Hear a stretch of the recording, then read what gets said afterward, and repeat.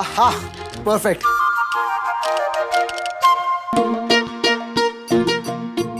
अब आराम से योग कर पाओगी, है ना?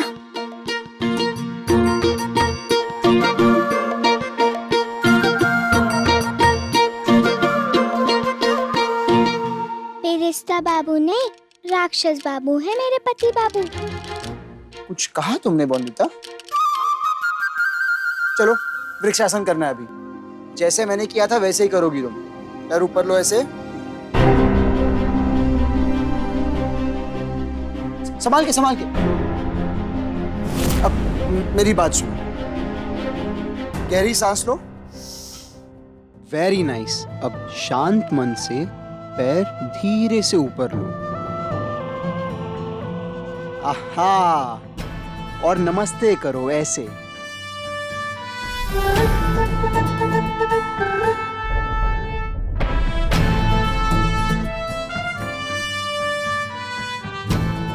खूब भालो, शाबाश। अच्छा किया तो इनाम में रसगुल्ला मिलेगा। इतना भी अच्छा नहीं किया बोंदिता। फिर से करो ऐसे, हाथ ऊपर करके और नमस्ते करके। सामने देखना है। रसगुल्ले के दुश्मन राक्षस बाबू। कुछ कहा तुमने फिर से? नहीं ना? हाँ, तो अब हाथ ऐसे ऊपर लो।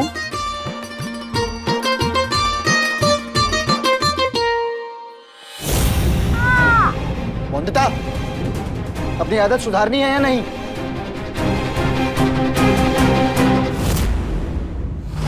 इतना चुभ रहा है ये काका ससुर जी का टोटका, पर बता भी तो नहीं सकती पति बाबू को।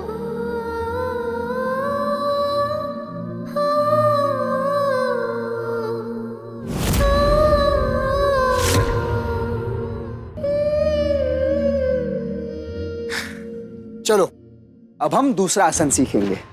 दूसरा आसन बाद में नहीं सीख सकते फिरिश्ता बाबू।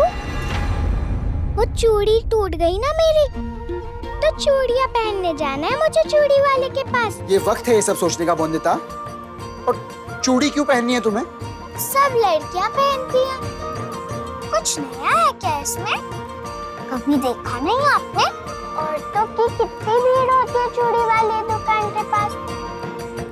चूड़ियां ले लो, चूड़ियां रंग बिरंगी ले लो, ये आवाज सुनते ही घरों से भागी आ जाती हैं औरतें। अनिरुद्ध बाबू। सौरभ,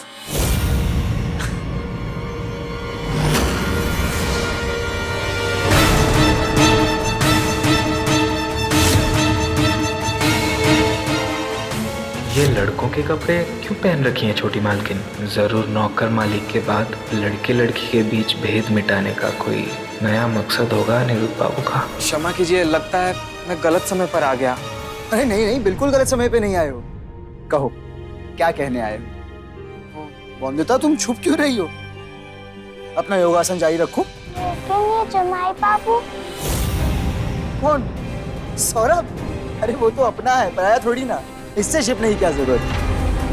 कहो सौरभ। जी वो आप ही ने बुलाया था। गांव में सार्वजनिक शौचालय के लिए गांव की औरतों से बात करनी है। अब पुराना माने तो एक बात कहूँ, कहो ना। आपको लगता है गांव की कोई भी औरत इसके लिए हामी भरेगी? बोंदिता, तुम क्या कह रही थी? मैंने कहा था कि अब नहीं करना मुझे। वो नहीं बोंदिता, उससे पहले तुमने क्या कहा था? हाँ, ये लड़कों वाले कपड़े नहीं पहनने मुझे, बट्टुक वाले। बोंदिता, उसके बाद क्या कहा था तुमने? हाँ, वो तो चूड़ी वाले के बारे में कहा था। हाँ। आप नहीं चाहते हो तो नहीं लाऊंगी चूड़ियाँ। नहीं नहीं, इतना बढ़िया सुझाव दिया है तुमने बोंदिता। मैं खुद जाकर तुम्हारे लिए लाऊंगा चूड़ियां। सुना सौरभ, हम गांव के चूड़ियों वाले के पास जाएंगे। वहां गांव की बहुत सारी औरतें आती हैं। वहां जाकर उनसे मिलकर मैं समझाऊंगा उन्हें कि कितनी जरूरत है इसकी। चलो। छूट गई बोंदिता।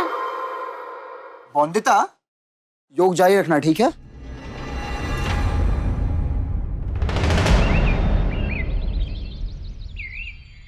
दादा, विमला बोदी हैं क्या? कुछ जरूरी बात करनी थी उनसे। देखिए, हमें आपसे कोई बात नहीं करनी। हमारे घर से कोई बाहर नहीं जाएगा और हमें बेकार की बातें नहीं करनी। विमला मोदी, मेरी बात समझने की कोशिश करिए। सार्वजनिक शौचालय बनने में फायदा ही है सबका। पहला, सार्वजनिक होगा और दूसरा, आप स्वस्थ रहेंगी, कोई बीमारी नहीं फैलेगी। आप समझ रही हैं मेरी बात? खुले में शौच जाने से कितनी बीमारियां फैलती हैं, बात छिपी है क्या किसी से? भलाई गई कुएं में, पाप लगेगा हमें। माफ कीजिएगा अनुरुद्ध बाबू, हमें नहीं चाहिए आपके सार्वजनिक शौचालय। आप जाइए यहाँ से। एक बार मेरी बोल दिया ना उन्होंने, आप जाइए यहाँ से।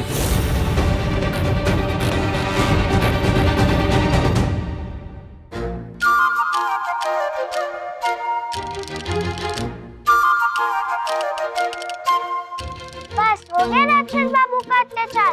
अब और नहीं सहाऊंगी। साफ कह दूंगी कि मुझे भी अधिकार है अपनी बात कहने का। कह दूंगी कि थक गई हूँ मैं। ये नहीं खा सकते, इतना पानी पियो, ऊपर से अब ये योग करो। कह दूंगी बिरस्ता बाबू से कि मुझे चाहिए इन सब से बदला। मैं नहीं सहने वाली अब ये अत्याचार।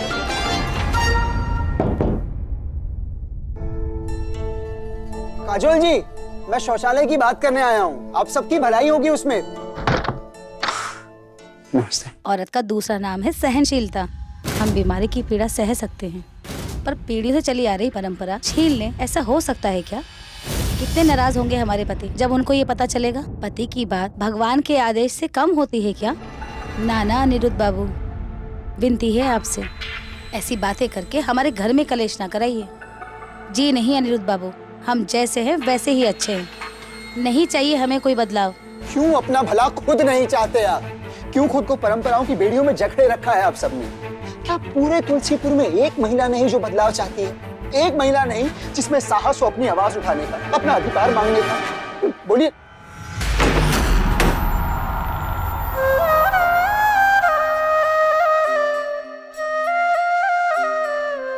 कितने वर्षों के बाद एकादशी की महापूजा का सम्मान आपने रॉय चौधरी परिवार को दिया है। हम बहुत आभारी हैं। इस बार आपको पूजा मिलने का विशेष कारण है। कैसा विशेष कारण महाराज? आपकी गृह लक्ष्मी अब वो आ गई है तो सभी रीति रिवाजों और धर्मों का निर्वाह करेगी। क्या इसके पहले हो सकती थी महापूजा एकादशी की? बहू जी महाराज, आपसे बेहतर सही गलत का फेर भला कौन जानता है। वैसे आपकी सुलक्षणा बहू है कहाँ? आशीर्वाद के लिए उसको बुलाइए और बाकी पूजा की विधि हम उसे बता देंगे। अभी बुलवाते हैं। अच्छा बिहारी, बहू को कहो कि जल्दी नीचे आ जाए और कहना अच्छी तरह से सज सवर कर गृह लक्ष्मी बनकर ब्राह्मणों के सामने आए। सुनो, कहना कोई कुतर्क ना करे। ब्राह्मणों का अनादर हुआ तो हमें बर्दाश्त है क्या?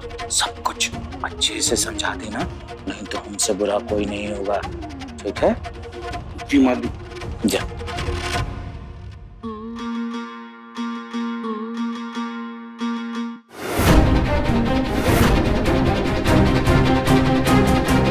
मैं भी उस बदमाश बट्टू की तरह लग रही हूँ।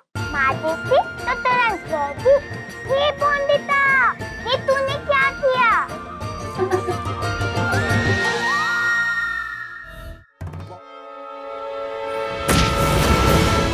किसी को बदलाव चाहिए ही नहीं। एक भी औरत ने हामी नहीं भरी सौरभ। एक भी औरत ने पब्लिक टॉयलेट के लिए हामी नहीं भरी। किसी को पति का डर है तो किसी को प्रथाओं का, पर गंदगी, शर्मिंदगी और बीमारी का डर किसी को नहीं।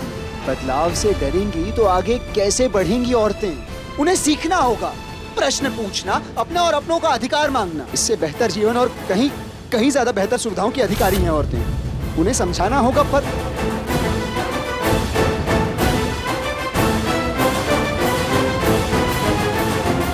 सौरभ, संपूर्णा से बात कर सकता हूँ क्या?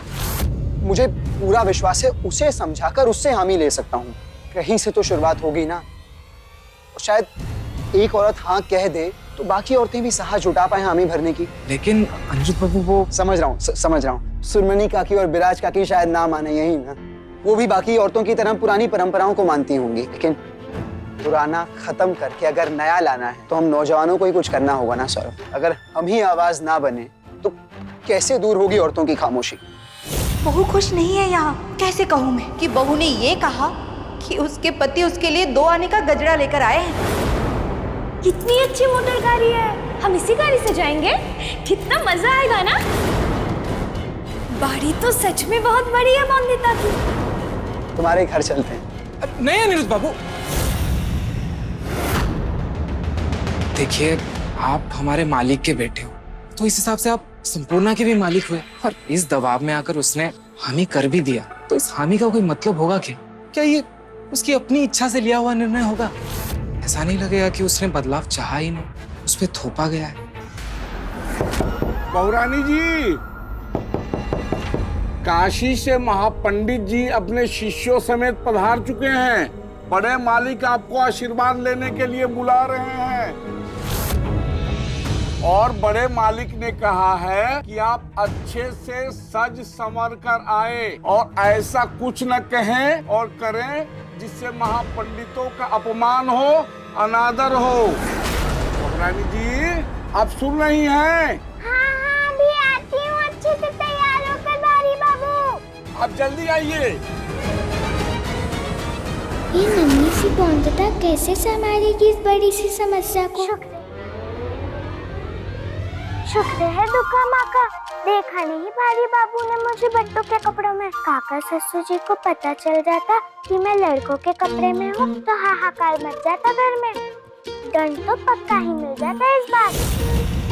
अब मैं झट से अपनी साड़ी और गहने पहन लेती हूँ, फिर अच्छे से सजकर आशीर्वाद ले लूंगी, किसी को पता नहीं चलेगा वंदिता।